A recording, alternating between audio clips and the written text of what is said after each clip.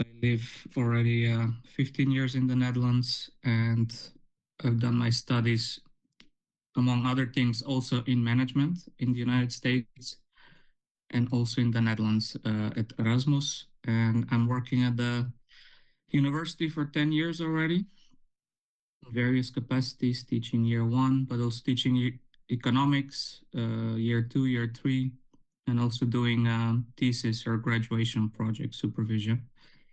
So there chances are that you will be seeing me more in the future, or at least some of you. You already had two lessons as part of the course called Internal Environment. And if you remember in the kickoff, we said this course has three different subjects. So yesterday you had in the morning operations and supply chain. In the afternoon you had finance. And now it's the third subject, organizational management. And after this lesson, then you will see in your schedule that you start with the workshops. In week four, just a short reminder, in week four, you will not have lessons and the regular workshops, but you will have what we call the joint case session workshop, where you will work on a case or an assignment that has content from all the three different subjects. But we'll talk more about that later. First things first. Just a couple of administrative things. If you guys have a question, please raise your hand. You see above on Teams, there is a hand signal and it says raise. So you can click on that and then hopefully I'll see you. There's quite a few people in the chat. So around 220 I see at the moment. So if I don't see you, just bear with me, or I'm trying to finish my thought, or maybe I'll see you later. So if you have a question, raise your hand.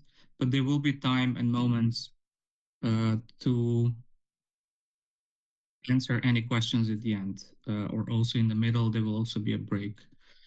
Um, yeah, so that was it. For the administrative things, let's just start. Just to give you an overview of what we're going to talk about during this block. As you know, there are 7 weeks, so time goes fast. You noticed in block one how fast it went, really. So 7 weeks go really fast. We have 5 lessons. So these are the topics. Today we're going to talk about globalization and what does managing in the global environment mean for companies. Then we're going to talk about managing in a socially responsible and ethical way. And then in week 3, we talk about strategy and how do companies plan, or how do they make strategy. Then week 4, there's this joint business case that I just mentioned.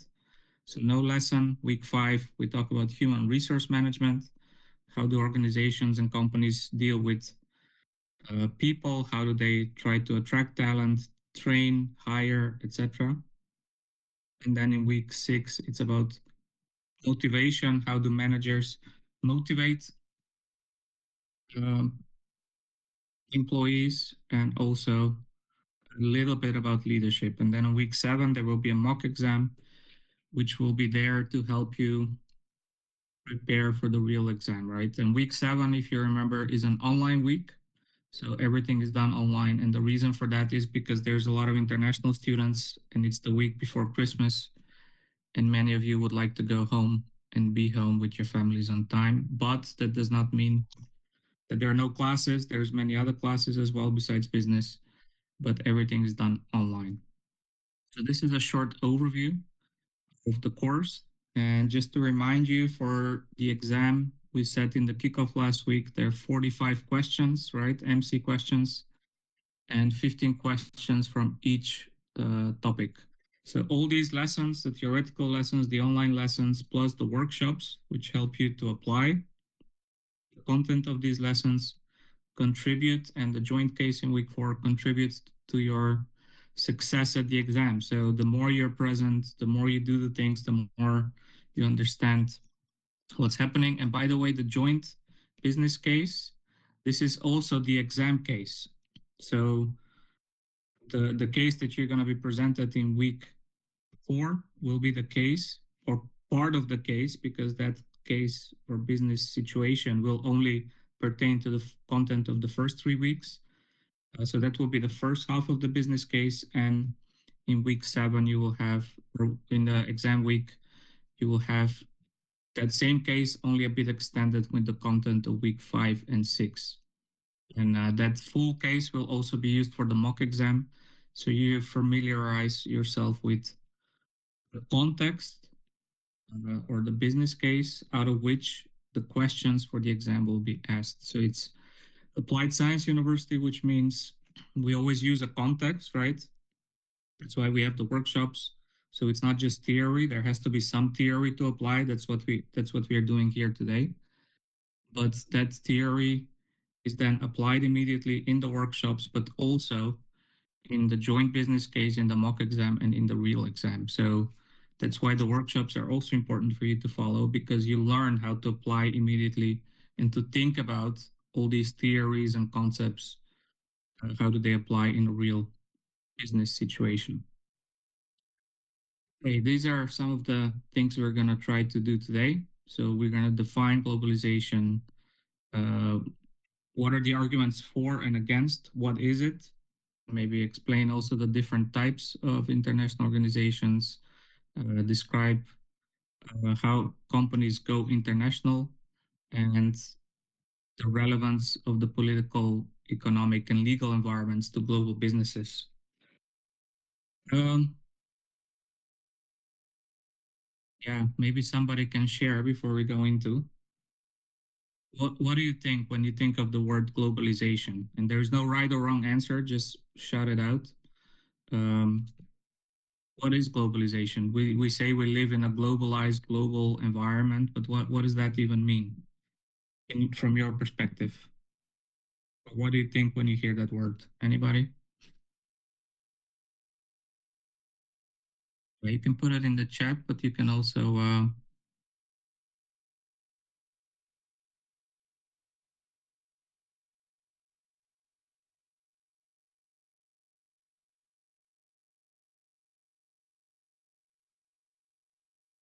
nobody dares to speak up. Everybody in the chat. Easily accessible international market.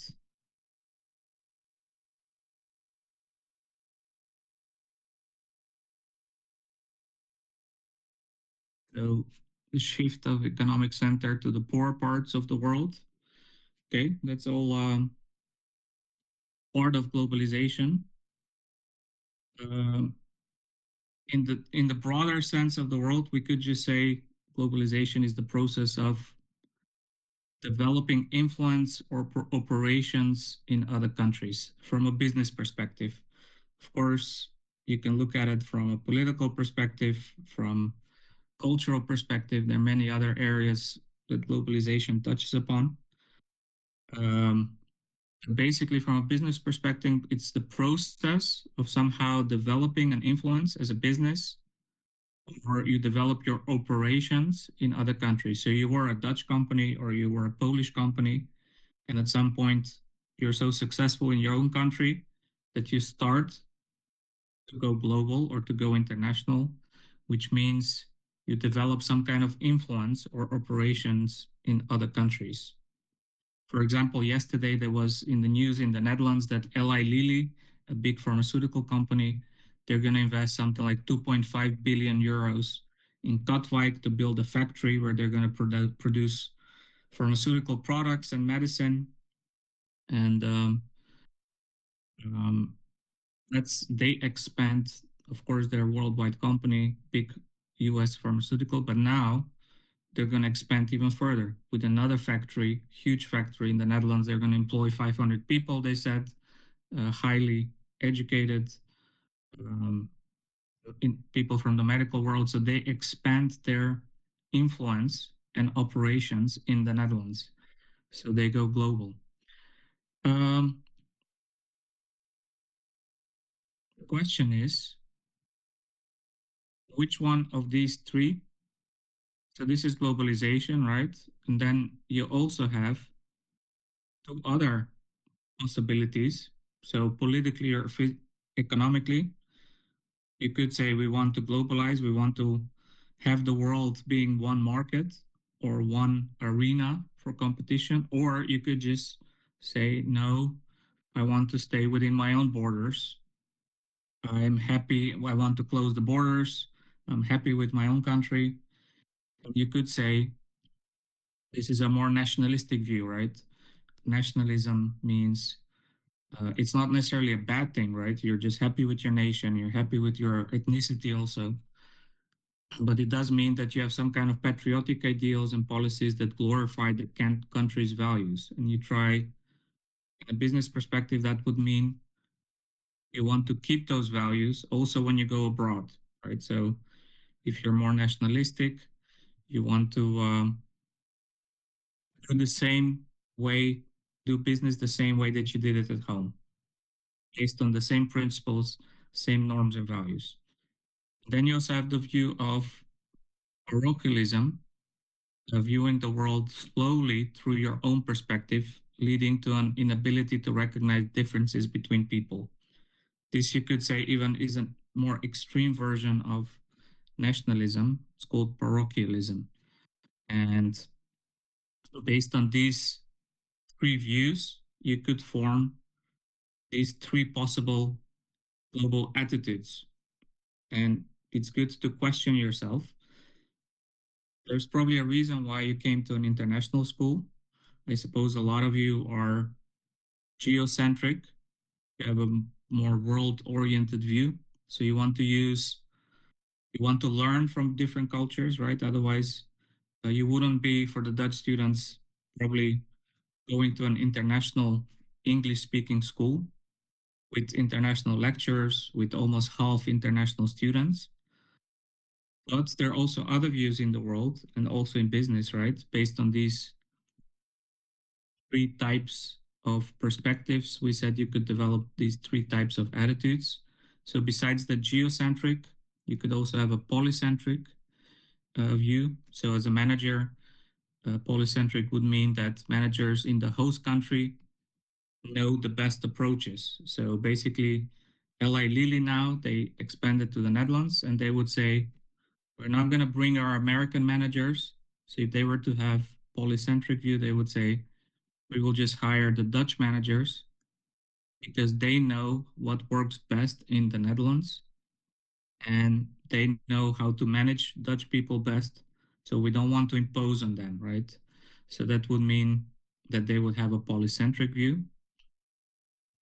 And ethnocentric view is that the home country has the best work practices, meaning that they would, in this situation, bring the American managers because they were very good in the United States, and now we're opening a factory in Katwijk in the Netherlands, and we're going to bring the Americans to run the Dutch factory and tell the Dutch employees how it needs to be done. Of course, as an owner, as investor, you have the right to do both, to do anything you want. Um, but the question is, what is wise, right? So often it's not just either or, but it could be also a combination of things, but it's combination of these things. But it's good to be aware. What is your view? What do you think? If you were a manager, if you were an American investing in the Netherlands, which one of these three things would you find the most effective way to manage in the Netherlands? Would you have a polycentric view, ethnocentric, or geocentric? You can just type in the word in the chat. Um,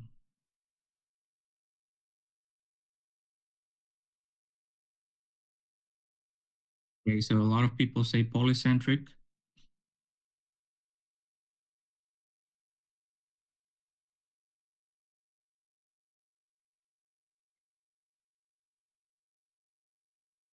and Some say geocentric. Geocentric, by the way, is that you try to do a mix, right?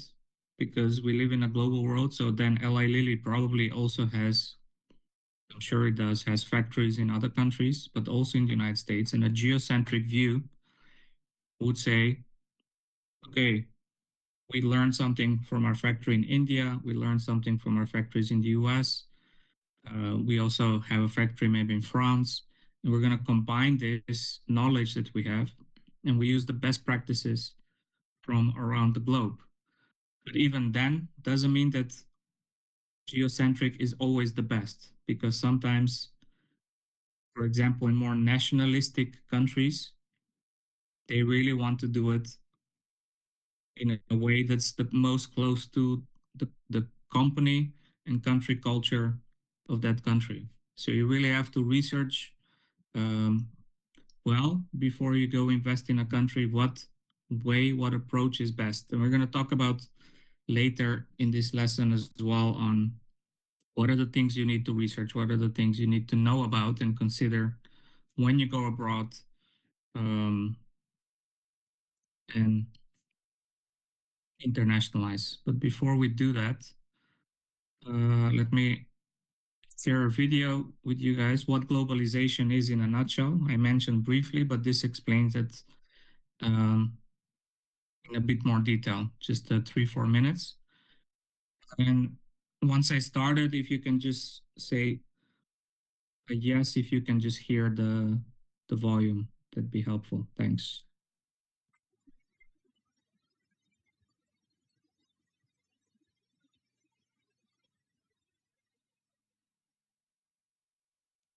Globalization is a widely discussed topic. It is therefore not all that easy to explain such a complicated term in simple words. Let's start from the beginning with the background to globalization. Advances in technology, such as mobile phones, aeroplanes, telephones, and the internet, have made the growth of transport and communication networks possible. Amongst other things, this means that people and countries can exchange information and goods more quickly and in a less complicated way. This process is called globalization. Globalization comes from globe and means the worldwide coming together of countries and nations. Let's look at an example. Companies used to manufacture products in their home countries, just like the companies Profi TV and Supercolor, who produce televisions in country A. Their products are in direct competition with each other, but both companies pay the same salaries and production costs. They have the same customers, use similar suppliers, and sell televisions at similar prices. In short, the same conditions apply to both companies. So far, so good. Due to technical, cultural, and economic developments that have come about through globalization, other companies which manufacture products under different conditions can now offer their products in country A too. That's why a company from country B can sell televisions here at a lower price because they were produced for less. The local firms Supercolor and Profi TV have to react to withstand the competition. And so the world grows closer together, and there is an active exchange of goods between countries. More affordable products are available for more people. However, not only does an exchange of products and economic goods take place, but also of services, knowledge, cultural goods, and even languages. All of these individual elements are closely linked and influence each other. But where there is light, there is also shadow. Because of globalization and this intense exchange of goods, people and the environment often suffer. If a company decides to move production to an economically disadvantaged country, people in industrialized countries lose their jobs. At the same time, job opportunities open up to many locals in the economically disadvantaged country. Many people in these countries work for very little money in comparison to those in industrialized countries. Therefore, they often remain poor and more often than not do not have sufficient insurance, social insurance, or health insurance cover. A further disadvantage of globalization is ecological problems such as climate change. The use of aeroplanes, ships, and lorries to transport goods over international borders is constantly on the increase. This causes more carbon dioxide to be released into the atmosphere, which, in turn, is the main cause of global warming. Even national environmental standards are ignored. This is a further cost factor in the worldwide international site competition, which should be kept as low as possible to be attractive for a company. There are therefore many sides to globalization which affect almost all aspects of life, causing me to think that the chain of positive and negative effects will continue to grow further. What's important is to realize that globalization itself is neither good nor bad. It just depends how people deal with all the new possibilities in the future.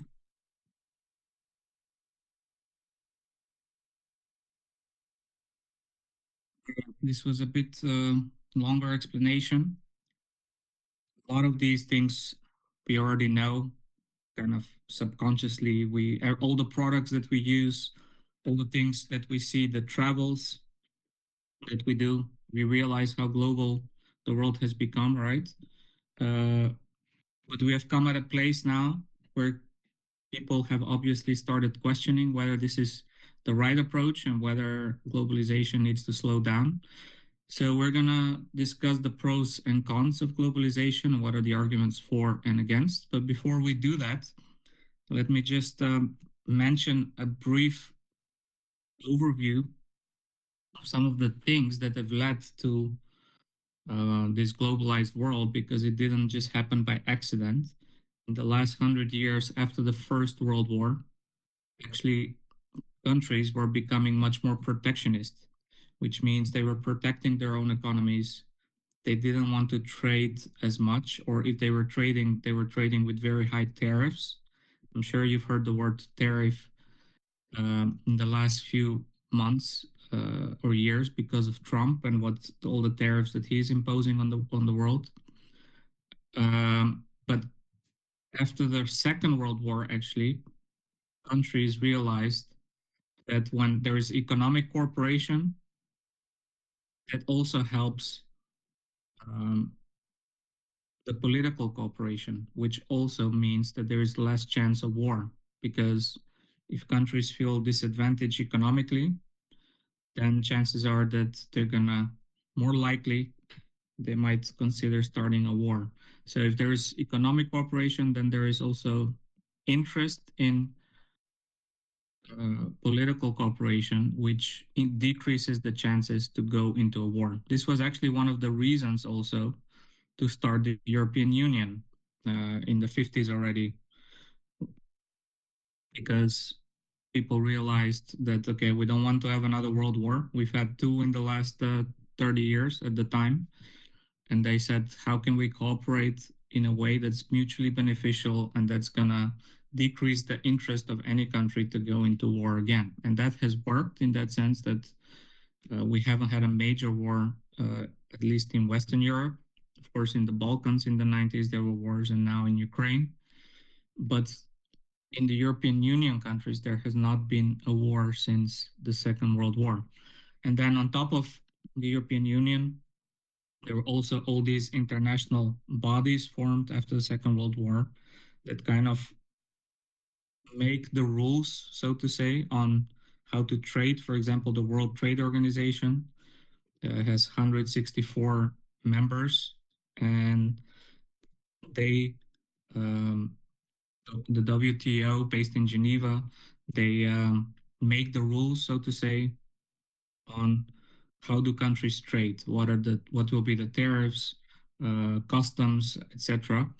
However, lately you see that the WTO has been losing a lot of their power, even though that's still kind of the main, even court, you could say, if countries complain about other countries who are not trading fairly, you could uh, plead your case in the World Trade Organization to say, okay, this country, they're not allowing us to export our products to their country. And then you can start the case by the World Trade Organization. It's kind of a court in that sense. That's part of it, part of its functions. However, it doesn't have a lot of executive power, so it's difficult for them to implement, even if they make a decision, any of the things that they might say is true or not true. Then you also have the International Monetary Fund that promotes international monetary cooperation and provides loans to poor countries who are struggling. But it is also kind of a trap because if you come into the IMF programs, they demand a lot of reforms and World Bank as well. And then you have to get the loans, you have to fulfill a lot of criteria.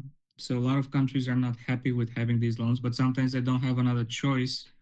If you're poor enough and if you cannot cover your own national budget, then you have to go to the IMF to just basically lend money. Like countries like Argentina, a lot of African countries, Eastern European countries in the past, they still have loans by the IMF in order to stabilize their economies, etc.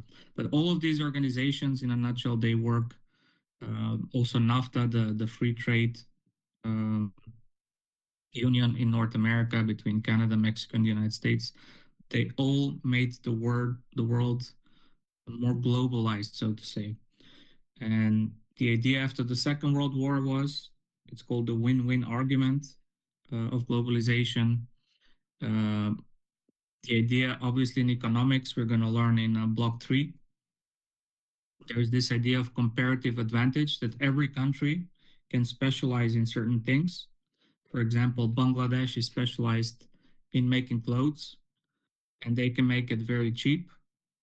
And they're the ones who, because of this comparative advantage, they have low labor costs. They export clothes to the whole world. Most of our clothes is made either in Bangladesh or Ethiopia these days or similar countries. So countries specialize in what they're good at. So um, they can then make a lot of money out of that.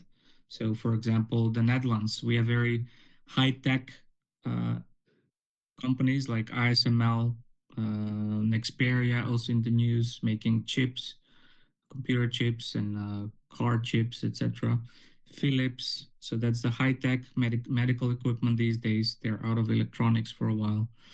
Um, so that's our comparative advantage. A company like ASML, they earn 20 billion euros per year with high tech equipment. I mean, all of Eindhoven kind of depends on ASML, just this one company that is a worldwide leader. It's the highest valued company in Europe, actually.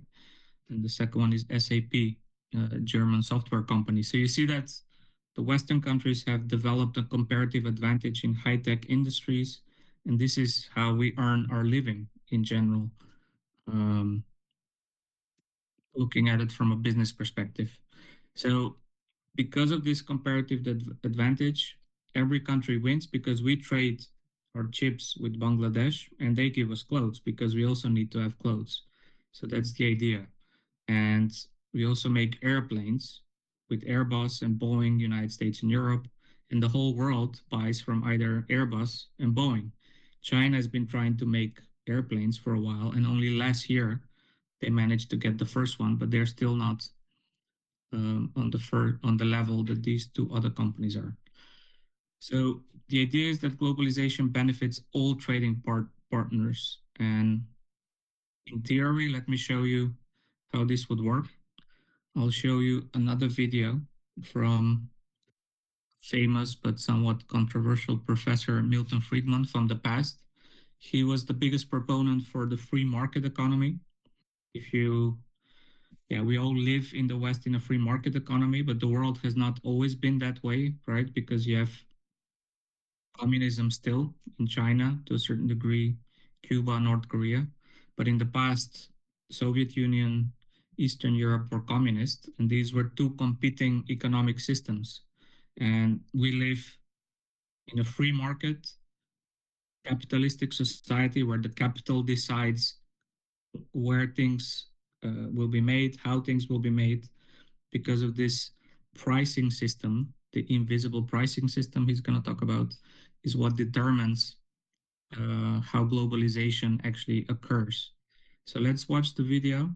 And this is a big proponent, this guy, Milton Friedman, a big proponent of free market and globalization. And he explains on a simple example with the pencil of why globalization is a good thing for the world, and not just economically, but also politically.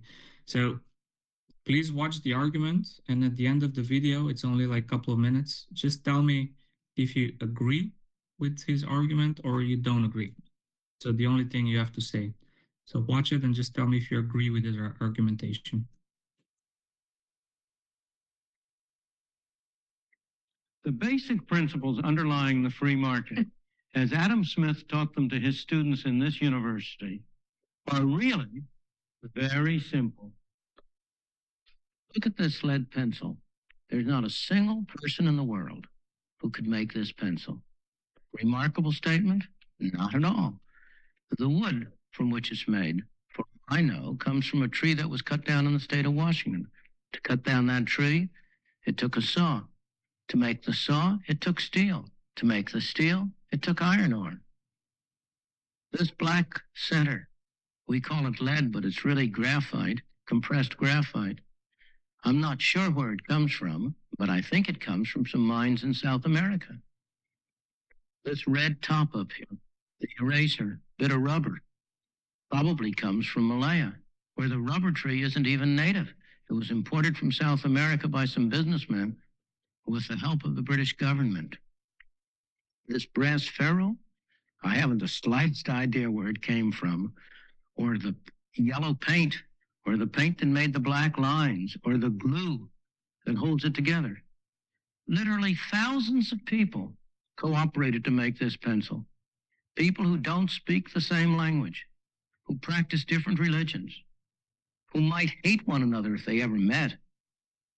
When you go down to the store and buy this pencil, you are in effect trading a few minutes of your time for a few seconds of the time of all those thousands of people.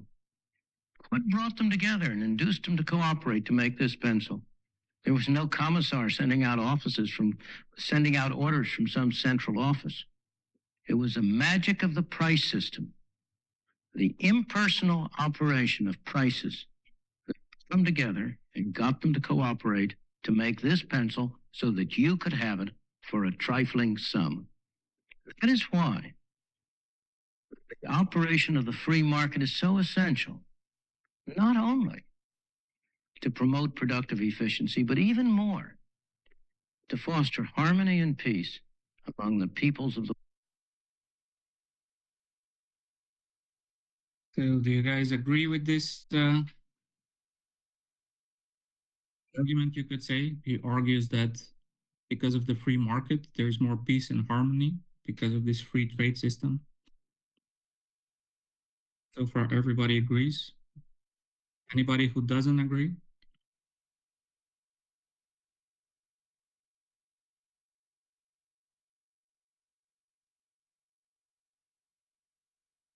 Actually, this is quite, you could say, a right-wing view on the economic system. Free market, less tariffs, less customs. At least before Trump, it used to be always like a Republican or right-wing view. So it's usually the United States was the biggest proponent of free trade in the world in the past. But who benefits the most from free trade? Is it rich countries or poor countries, do you think? Just write it down.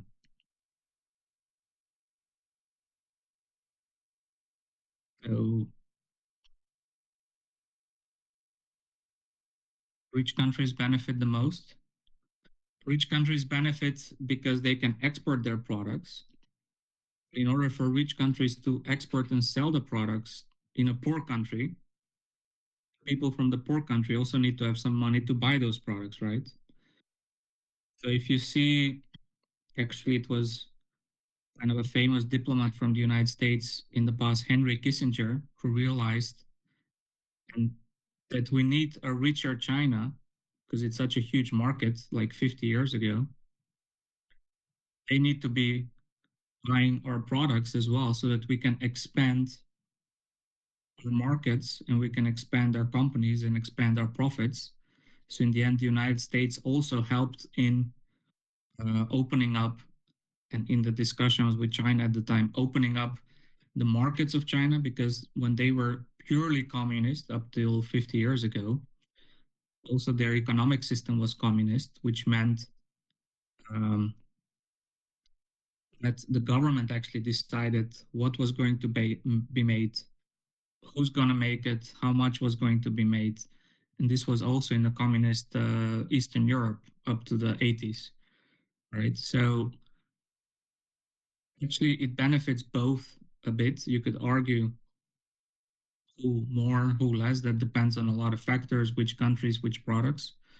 But because of globalization in the video, we also saw that poor countries benefit also because factories are moving to their countries, which leads to higher employment, which is a good thing, right?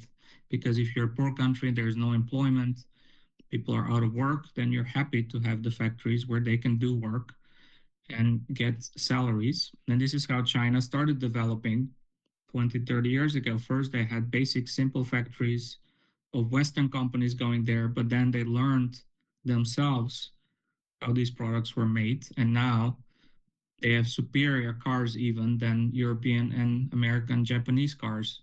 At least the electric cars on a lot of levels technologically are superior. So they started industrializing, learned very fast, and started applying the technology partially because of globalization.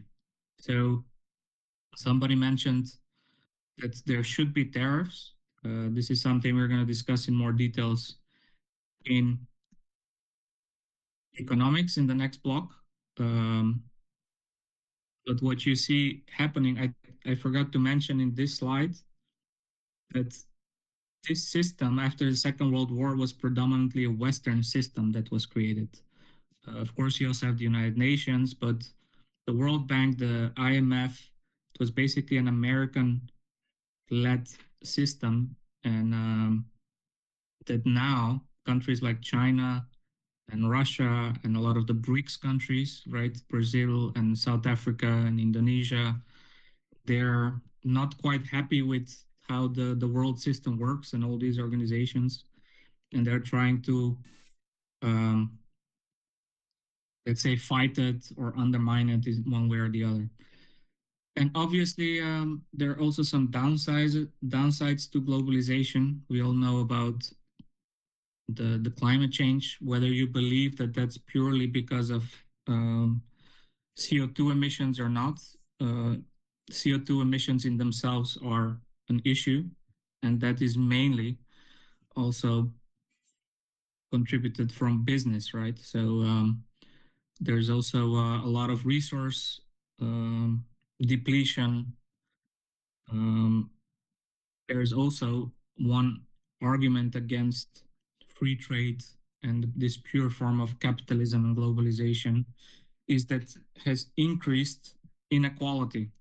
Inequality among countries, which probably I would say actually makes countries more equal, because if you see India and China were more poor in the past, and now because of globalization partially, they are becoming richer and richer. Obviously, there's still poverty in India, still poverty in China, but if you compare them to 50 years ago, there's 600 million people in China that have escaped poverty in the last 2, 3 decades. So, and this is also largely due to globalization and the fact that Western companies started investing there and they started developing themselves, etc., and started exporting also in the West. Obviously, they're the factory of the world. So, but the inequality is mainly happening within countries themselves. Some countries more than others. There's this thing called the Gini coefficient, where you can measure inequality, how much of the wealth is distributed to the rich and how much to the poor within a country. The Netherlands from Western countries is fairly equal, but other countries, especially Anglo-Saxon countries from the West, England, US, there's more inequality. It's also, if you see in salaries in the United States, right? You see the CEOs of companies making dozens of hundreds of times, sometimes more per year than the lowest employee in that same company. This is not the case, not such extreme cases in Europe and also not in the Netherlands, but still, the difference between rich and poor um, is quite big sometimes, and not only in the West, in poorer countries even more sometimes. If you look at Africa, if you look at South America, inequality is even a bigger issue than in the West.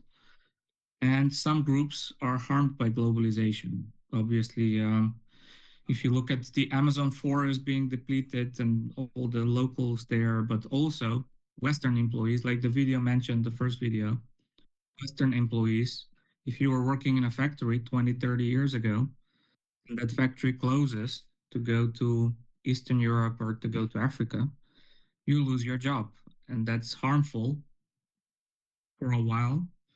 But what happened in the West, obviously, from highly industrialized region, we became a more service-oriented economy. So how many percent do you think the Western world, or let's say the Netherlands, is service-oriented economy, and how much is it industry or product production-oriented economy? So is it 50-50, 20-80? So the first number is service, the second number is product. What's your 80-20? Anybody else? 60-40?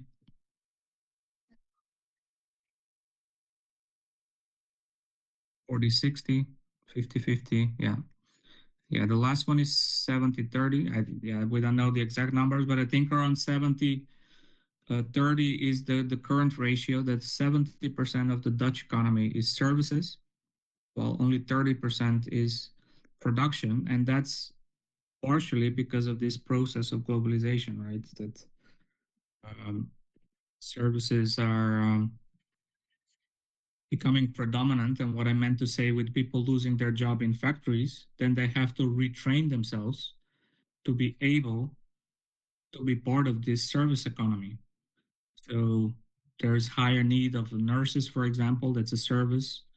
Um, there's also need of plumbers, that's also an issue. But in the services, actually sometimes can be an oversupply because now there's not enough people to make things, to build roads, to right. So because we move to this knowledge economy and we have a lot of knowledge and master's degrees, but if you need a plumber, it's very difficult to get one, especially because people from Eastern Europe have moving back to Eastern Europe because their economies are also developing. Like Poland is growing quite a bit. It was the famous term, the Polish plumber, but you cannot find them anymore in the Netherlands. So you have to find a Dutch plumber who is very expensive, um, and probably earns more money than a regular account manager at the company at that office.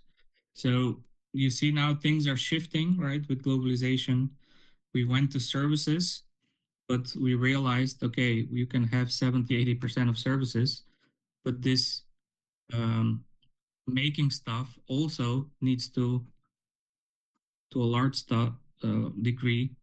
Now we realize because of security reasons that we also need to have some things made at home. Of course, weapons is the obvious example, but another very current recent example in the news in the Netherlands is this chip company called Xperia, um, that they're making chips for cars, for example.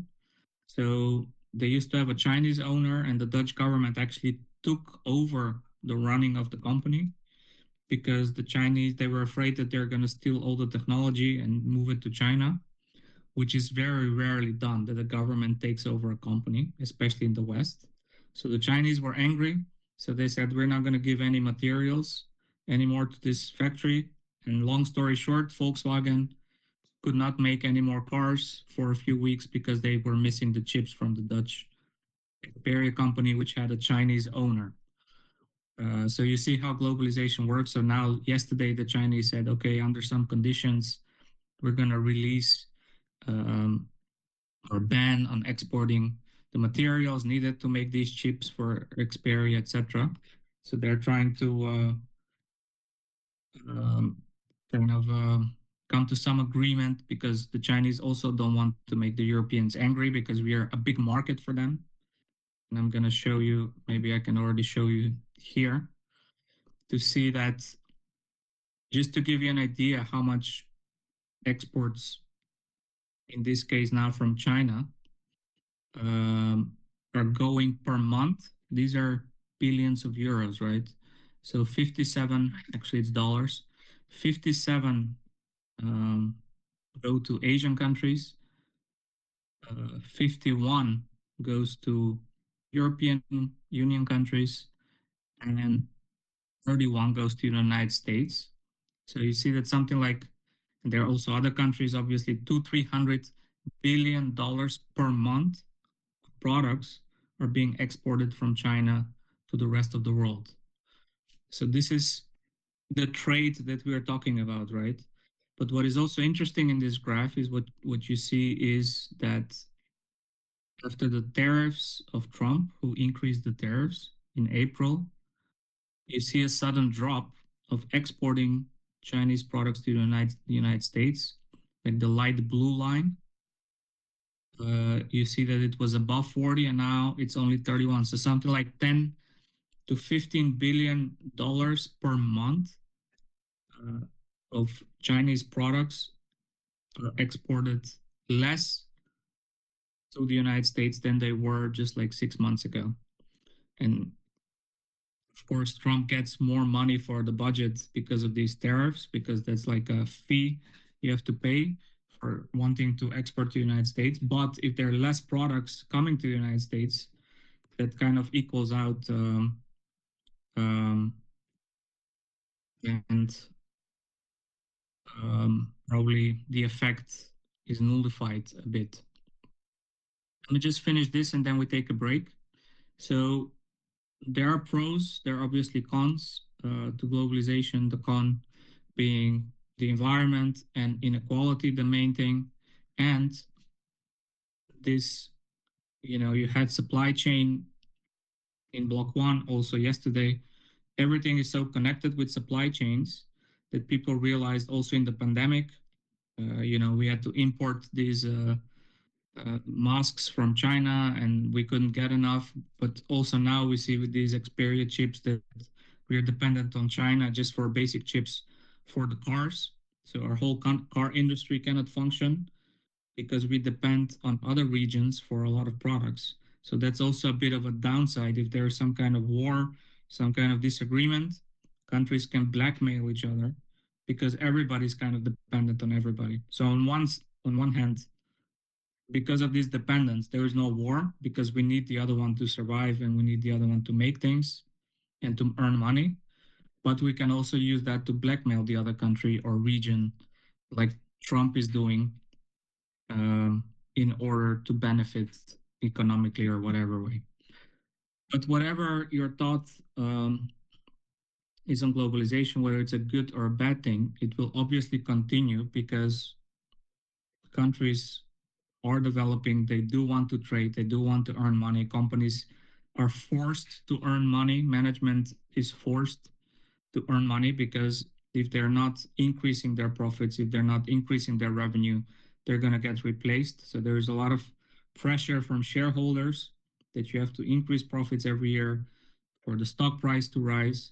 So in order to increase their profits and revenues, companies have to look for new markets, cheaper labor costs, saving costs, etc., or higher added value to invest more in more developed countries. Like Eli Lilly is investing in the Netherlands only because it's a very high-tech, very knowledge-based industry. They could build a factory much cheaper in Eastern Europe, but they want the Netherlands because the employees who have the knowledge are here and because of other infrastructure that is needed for high-end products. So high-tech pharmaceuticals, biotechnology, etc. So in order for you guys, so this is a management course, right? To function in this world of globalization, you need to develop some skills. So cultural sensitivities, languages obviously help. That's why we also offer the languages in this school. We're actually the only one now at the moment. Utrecht and Amsterdam, they don't offer the language. They used to as well. So Rotterdam is the only one offering Spanish and Mandarin and everything else. And of course, it's challenging to have both business and language, but even knowing some language, not like fully fluent, helps you in this world. And you also don't only learn the language in later stages, you also learn the culture of a particular country, which can only help you to um, function in this globalized world, right, where everything is moving so fast. And knowing cultures and knowing languages can only make you a better manager. Okay, let's take a 5-minute break if you want to get some coffee or something, and we'll be back at 9:55 or so. See you guys in a minute. Are there any questions, by the way, before we go on a break? Any questions about anything we discussed so far?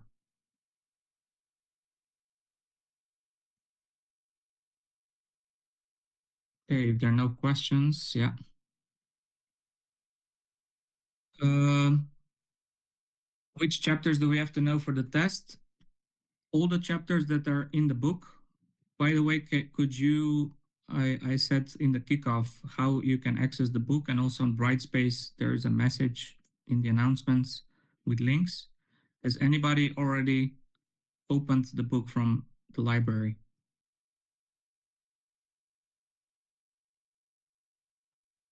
Yes, okay, so there you see there's a subtitle above. It says Organizational Management, Finance and Accounting. So all of those chapters that are in the book for finance, organizational management, and operations are needed for the exam, with one exception, the last chapter of organizational management, that is not needed. It's, I think, the chapter on collaboration and teams. That chapter is not needed. I think it's chapter 6. The first 5 chapters are needed. So all the chapters basically of that book, from 3 subjects for block 2 and 2 other subjects in block 3, are needed for you. And we're going to discuss a lot more when the time comes regarding the exam. But for now, basically, yeah, all the chapters. Okay, see you guys in 5 minutes.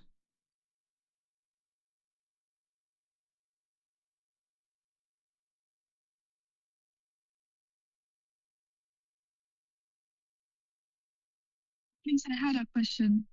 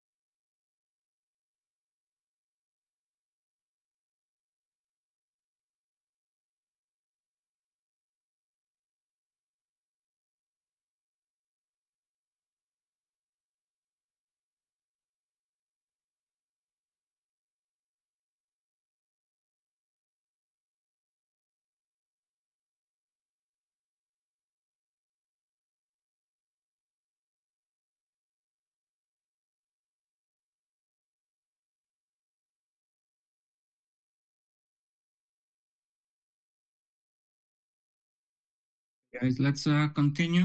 We only have 50 more minutes of the lesson, and then we take the quiz on Brightspace. Um, so the question is, okay, this was the context, globalization, things are happening in the world. So how do companies go international? How can they go global?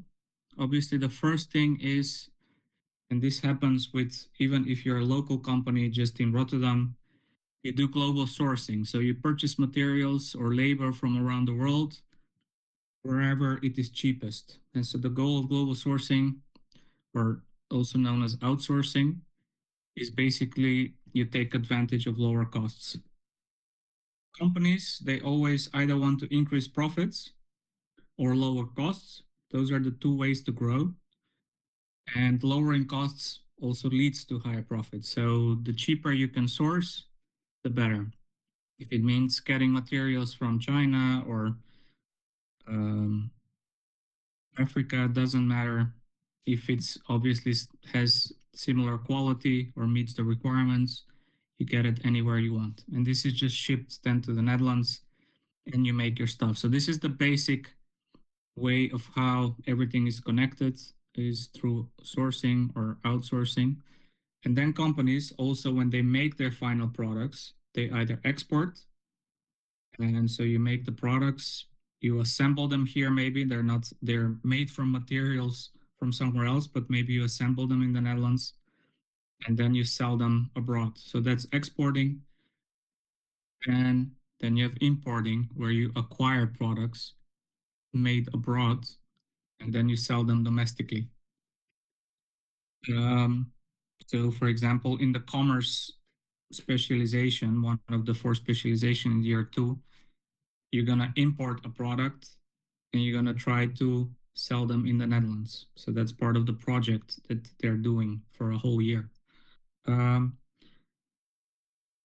is the Netherlands predominantly, do we export more or do we import more? What do you think? Just write down export or import.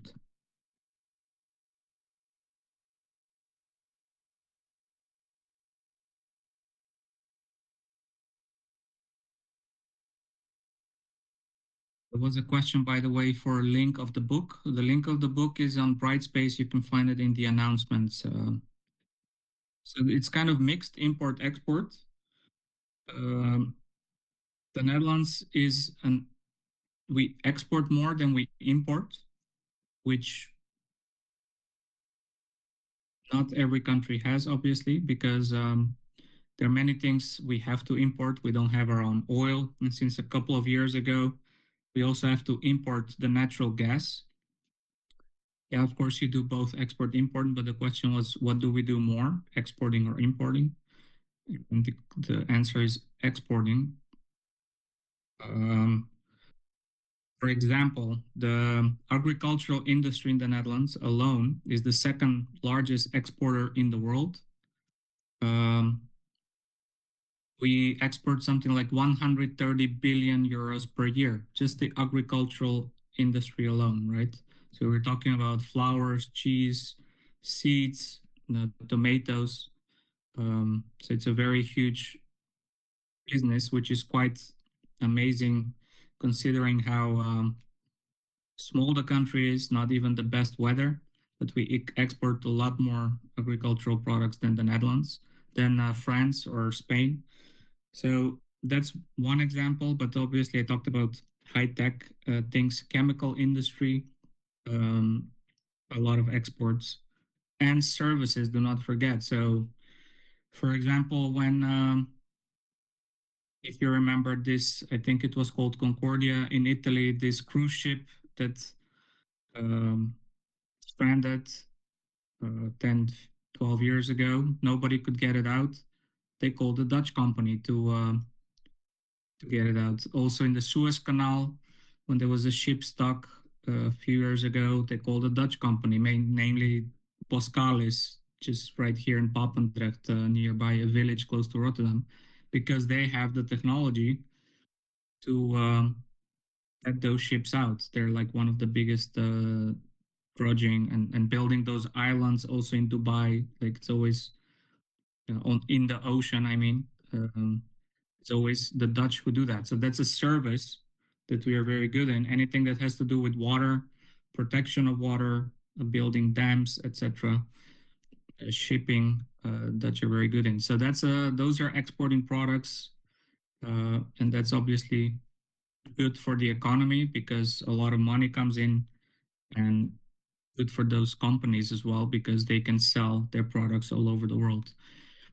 We also have to import products, obviously, especially energy, oil, uh, cars, all kinds of other machinery as well. But that's the same with every country.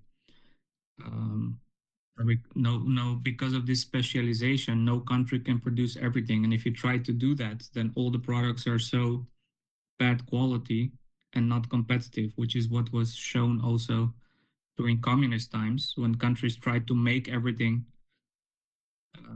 The quality was not very high for various reasons, lack of competition, etc., etc.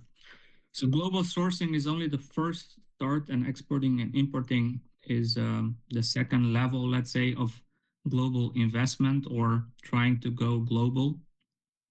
And you see here how, as a company, you can take this further in your internationalization or going global.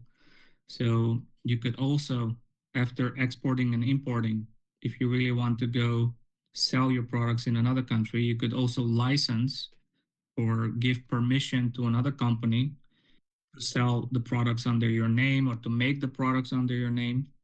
You can also open franchises in from your with your name. So all these fast food chains, they often use this franchising method, right? So every Subway, every McDonald's, every Starbucks is a franchise, meaning that there's a local owner of that one McDonald's or one Starbucks. And that's how this company in Seattle uses this franchising model in a fairly safe way. So the risk is for the local owner, but they provide obviously the brand name, the coffee, etc., and they expand through this model. By the way, the workshop case this week is on Starbucks.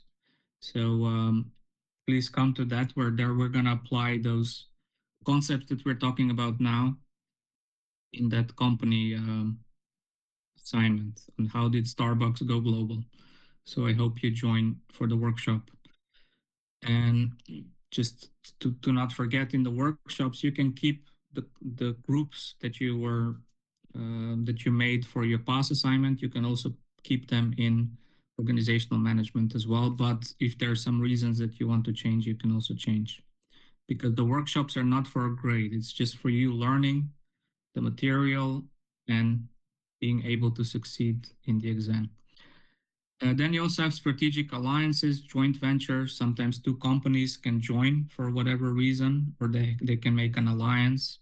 You see this often in strategic alliances in airlines, so that they can have benefits like a joint frequent flyer program or set, etc. And or the highest level is to have a foreign subsidiary. Basically, you transfer part of your company abroad. So the higher you are on this list, the higher the risk, and the higher the investment, but also the higher the potential of you earning profits from it. So that's why companies also do it.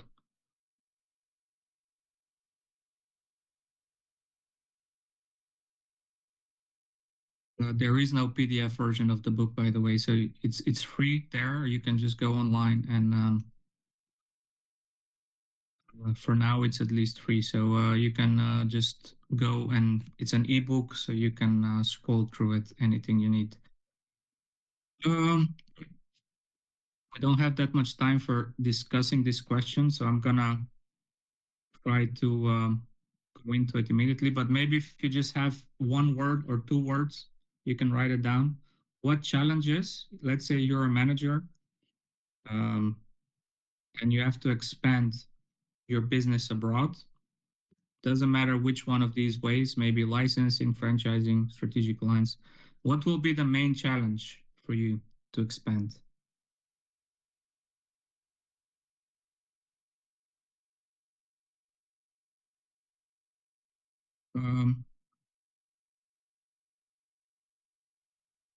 Economic, political challenges, indeed, cultural challenges,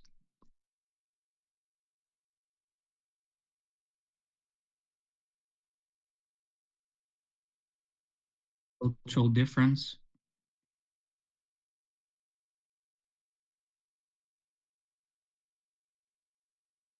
religion, very different, also part of the cultural difference. A lot of political and legal challenges. In block 3, we're going to discuss a lot more on in economics. We're going to have lessons on politics, on economics. And we're going to have an assignment on a particular country that you're going to research these environments. But indeed, now just to mention them, imagine you have to open or you want to open a business in Venezuela for whatever reason. Your company thinks that's a good market. You really need to be careful what's gonna happen with that country politically. United States is probably preparing to go to war with Venezuela. You need to be aware of this, right? That's a political issue. Um, Argentina, economic issues, right? Eastern Europe, are they part of the European Union or not? If you want to go to Serbia, okay, they're not part of the European Union. What does that mean for tariffs? What does that mean for duties, export, import fees, um, waiting at the border, trucking, operational efficiency? Somebody said, what does that mean for your operations, etc. So for every single country that you want to go do business with in any of these ways, you need to do a lot of due diligence on the political environment, legal environment, any regulation, economic environment. What does that entail? Is the country growing economically? Is it stable or not? What's the unemployment rate? Is there enough people to actually with enough disposable income to even buy your product in that country? So you need to know about taxes also for your company, um, number of issues. And then obviously culturally, there's also a lot of things that every country, even within the country, there's various cultures. If you go to India, right, talking about the legal environment in India, sometimes a court case can last for 20 years. And if you have an argument with another business and you think, oh, I'm right, I'll just go to court. Yeah, you can go to court, but it can take 20 years for you to get the decision. So you need to be aware of that. They're improving on that, but it's still very slow. Then culturally, is it North India, South India, Middle India? Every region of India has various elements. It's not just one Indian culture, right? Even in the Netherlands, going to Friesland in the north, it's even a separate language, dialect, a bit different than in the south. And it's a very small country, but the same for your country as well. The cultural environment you see here, there's this Dutch scientist who actually, you're going to learn this in intercultural competence in PAS, I think in block 3, a lot more about culture. But just to mention briefly, he categorized countries on these, you see here, these 5 different elements. So individualism, collectivism, high power or low power, uh, and you see, when you take a look at this chart, I don't know if you can read it, but that's, I think, on page 147 in your book, so you can take a look there. Let me see, in the book, it's page 150, actually. Then the high power distance, the high uncertainty, achievement oriented or nurturing, and then short term and long term orientation. So, for example, just take long-term orientation countries like Japan, China. They're really much more um, oriented towards the long term, and so investing for the future. Um, you know, while the United States, for example, is much more. You have all this bonus culture. As long as you present or perform well in this quarter of the year, you get a bonus. But sometimes that goes at the cost of investing in the long term, in the future, to get benefits later. So all these things matter on national level, but also on a company level because employees in a particular company um, also are part of this culture, right? So they're also used in thinking this way. And building on this, there is this research group that actually has done research with something like 18,000 managers and they've come up with these elements that say are very important to know about when you do business in a different country, in a different culture. So power distance, how do people react to power? Are they very formal or not? So countries like France, power distance is very big. So you have seniority, or Germany also, where you call the teachers or the professors Herr Doctor, right? And you always have to call them by last name. While in the Netherlands, is much lower power distance. It's much more egalitarian, right? So you call your boss by first name. They call the prime minister here also by first name, right? Well, this is not done in France or Asian countries. The level of uncertainty, some countries, this is high. People can deal with uncertainty. They don't depend, like Bolivia is an example, or some South American countries. While others, they really want to know. Italy, for example, everything has to be a bit more clear. Um, depend a lot more on the system. So a lot of these things are based upon the previous Hoofstede, the 5 dimensions, but they're a bit extended and built upon. So, for example, gender differentiation in some countries, uh, genders are fully equal. Obviously, Scandinavia doesn't matter, but other countries, there is much more, like South Korea. It really matters whether you're a woman or a man. In Japan, also, in that sense, very difficult for women in Japan to get to higher level functions. Um, while in Scandinavia, it's really almost a non-issue. So these are the things that you need to now you can read a bit more in detail in the book, but you can also you're going to learn a lot more about this in block 3 in us. Okay, guys, I also want to leave some time for the quiz. Um, it's actually 10:15 already, so any questions for now?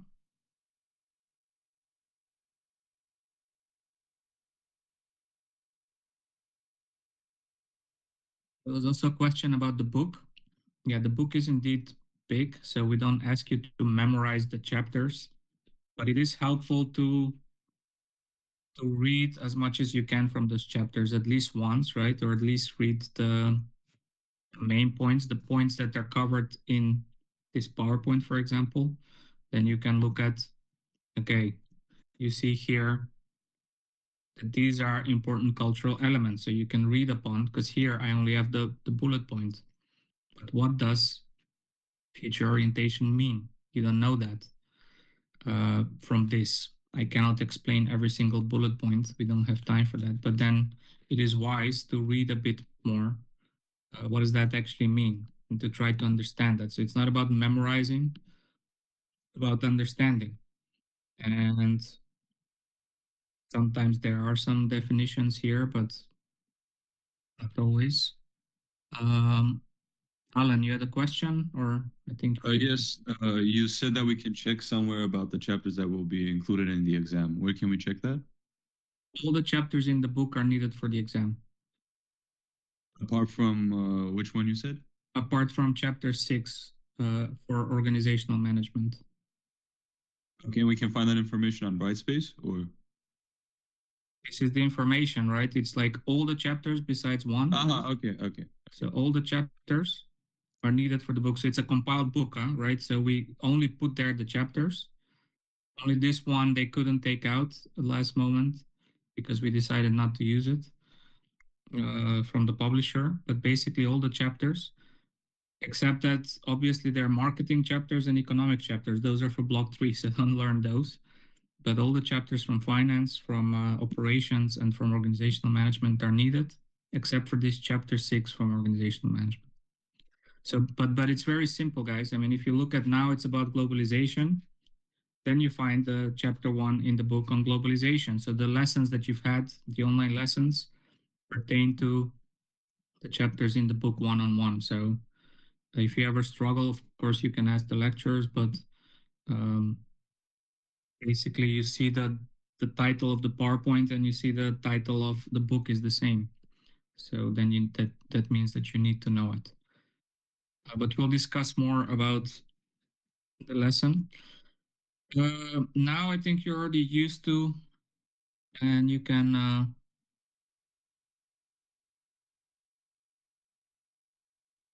the link from the quiz. Yeah, go ahead with your question. I have a question. I'm on Brightspace and I'm organizational management. Yeah. Is that correct? And then Yes. I go to online lesson and then workshop materials, but I can't see the online quiz. I don't have it. No, the It's not quiz. available. The quiz is somewhere else. Okay, where? Let me one moment. If you go to Yes. internal environment, I should have made the link. If you go to course tools and then quizzes,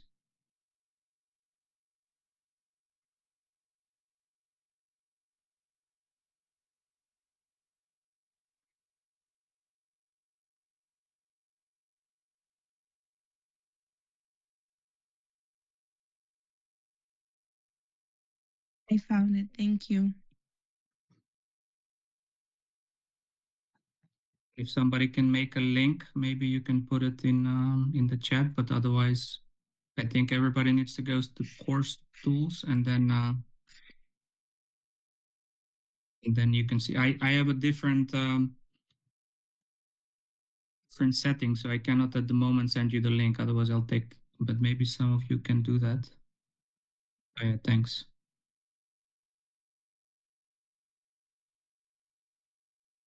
Yes.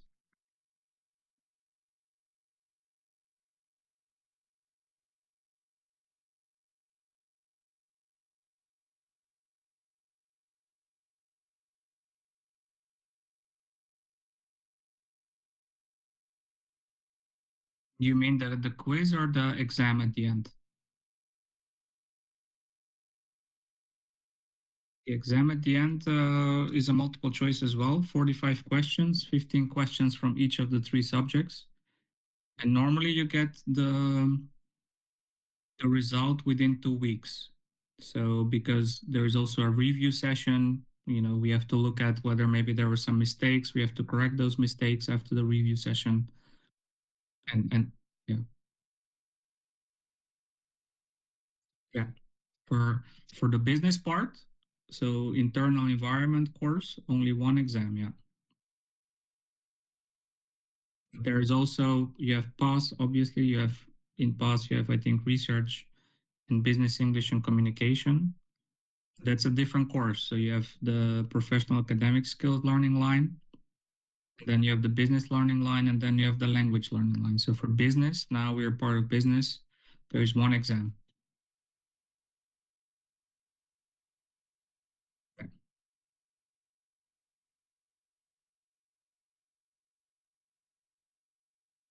As far as the grade goes for business, it is only based on the end exam. What you can get is a 10% bonus on your end grade if you have 12 out of the possible 18 points for these extra quizzes. So that's an extra, that's a bonus. So You can still make a 10 for the exam, even if you don't make any of these quizzes. If you get a 9, you get a 9. If you get a 6, you get a 6. But if you make 12 out of the 18 quizzes, there are 12 out of the 15 quizzes. There are 3 points in the joint case extra that you can earn. Then you get the 10% extra. So that's not your official grade. That's just an extra 10%. So the extra you can get by making 12 quizzes at least, or having 12 points by maybe making 9 quizzes, and you can get 3 extra from doing the presentation in week 4. So that's true, but because somebody asked about the presentation, but I hope that explains it a bit.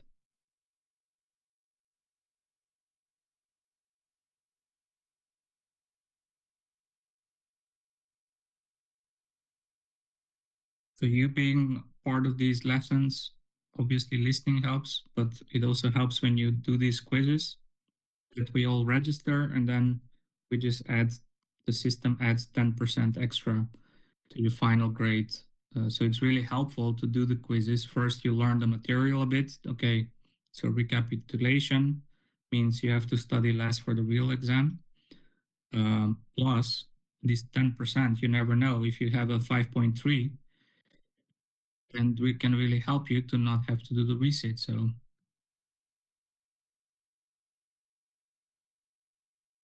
group assignment presentation, maybe you were meant to pass, but I'm not sure.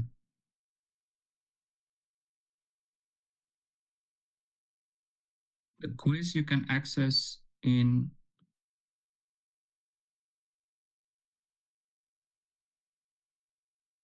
I already mentioned, and there is also a link in the chat. So you have to go to course tools and then quizzes and then organizational management. So you go to internal environment on Brightspace, then course tools, and then you will see quizzes there.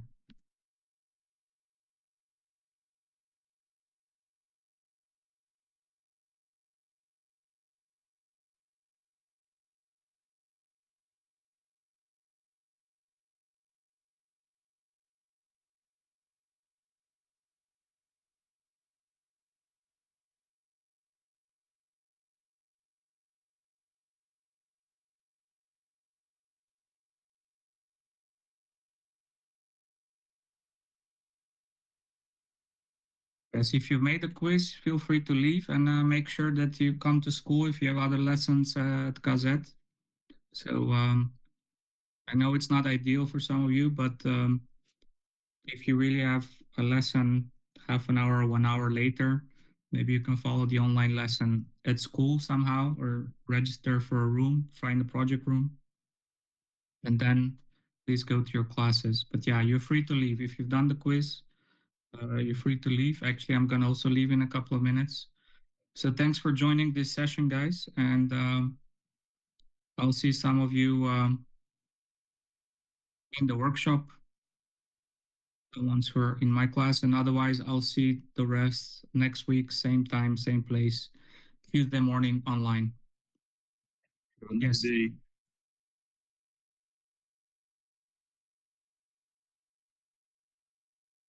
The workshops, basically, it's in your schedule on Hint. You have a schedule, just like in block 1, and there it just says which room you need to go and at what time, right? Yeah, just your regular schedule, and there will be a lecture for all the 3 subjects. You have workshops, so you have to follow all 3, and there you will have a lecture that will explain the assignments, etc. You just follow your schedule, and that's it. You're welcome. Hey, thanks for joining, guys. If there are no other questions.